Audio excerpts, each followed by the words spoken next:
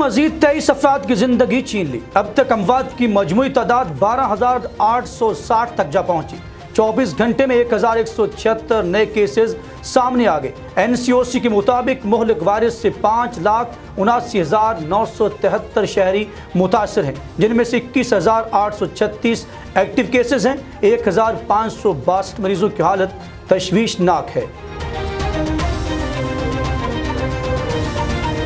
NCOC के मुताबिक मुहलिक virus से 5,79,973 शहरी मुतासर हुए, जिनमें से 21,836 एक्टिव केसेस हैं। 1,562 मरीजों की हालत तशवीशनाक है। आपको बताएं कि मुल्क भर में अब तक 89,91,838 कोरोना टेस्ट किए गए।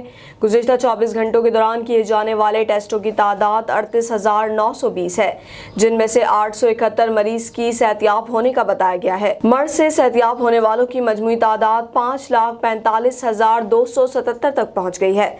सिंध में कोरोना मरीजों की तादाद सबसे ज्यादा 2,58,004 है। पंजाब में 1,71,349, खैबर पख्तूनख्वा में 72,162 और बलूचिस्तान में 19,045 मरीज हैं।